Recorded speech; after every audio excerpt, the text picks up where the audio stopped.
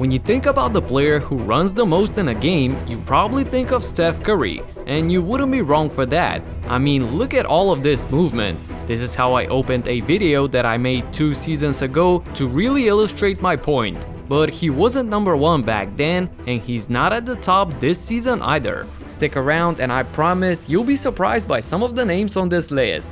What up everybody, my name is Stefan and this is Heat Check. Let's get into it. At number 10 we got Jamal Murray, who although got injured towards the end of the season, when he was healthy he was all over the floor in that dynamic Denver Nuggets system. You can see him running from one side to the other and getting those handoffs from Jokic on the perimeter, which is one of the staples in their offense. At number 9 and 8 we got a pair of teammates for the Charlotte Hornets. They were one of the surprising teams of the season, and even though Hayward got injured as well midway through the season, we'll include him here. The thing about having these two guys in the top 10 is probably the fact that Hornets as a team play fast, attractive basketball and run up and down the floor, so this may have more to do with the style of play for this team. I love what they do and I'm looking forward to seeing this young team develop next season as well. Funny thing is, next up we got another pair of teammates, and a big surprise to me seeing this player in the top 10. This is a shocker to me. Julius Randle as a big guy at number 7 on this list. But when you think that he was the primary and at times the only offensive solution for the Knicks this year, that should explain it a bit.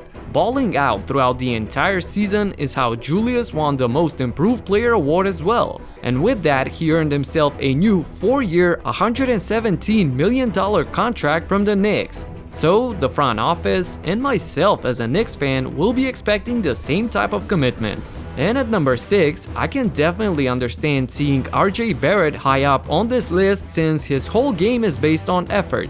He runs in transition, attacks the basket, cuts when he doesn't have the ball in his hands, and most importantly, RJ is often assigned to guard some of the best players on opposing teams. So while he has a long way to go in terms of justifying the expectations and his high draft position, I always enjoy his energy and effort that he brings to the team. That's because RJ is serious about the work that he puts in, just like I'm serious when it comes to playing fantasy. That's why I've built this high-tech room, and that's why I've teamed up with Sleeper, who is sponsoring this video. Sleeper is the best app to host your fantasy basketball, football, and esports leagues, and it's completely free. The incredibly sleek looking user interface has you feeling like you're handling some of Batman's high-tech gadgets. Just don't go overboard and build a whole Batcave like I did. The text and voice chat allow you to interact with the millions of players on the app, and it comes with no ads. So the overall experience is super fun, and the new matchmaking feature helps you find the right league just for you. So download the app in the description, pick the right players and teams, and go get that W.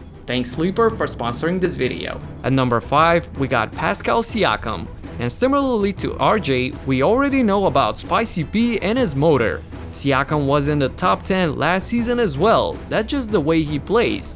Although he didn't show us the same progression in his overall game, his heart and his passion have always been there, and the Nick Nurse system is such that it involves a lot of movement, so I don't want to spoil anything, but we might see another Raptor here.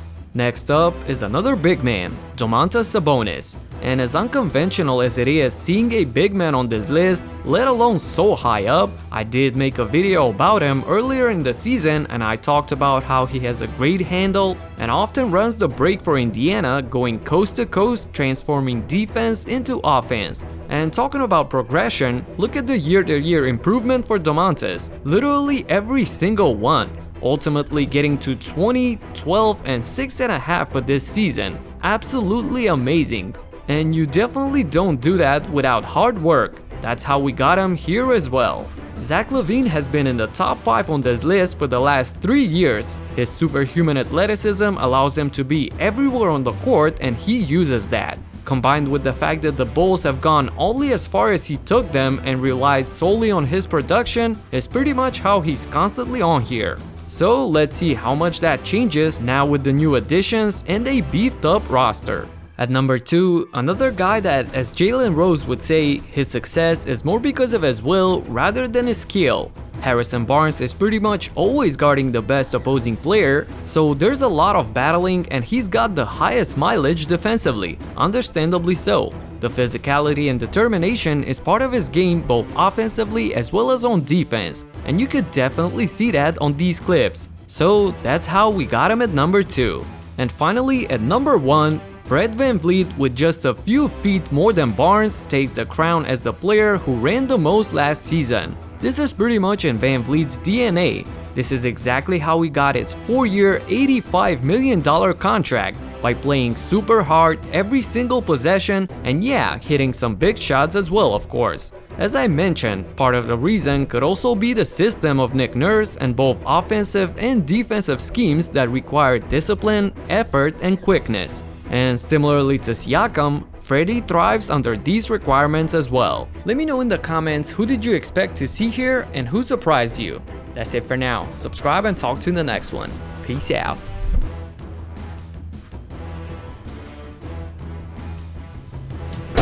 Extra effort, baby.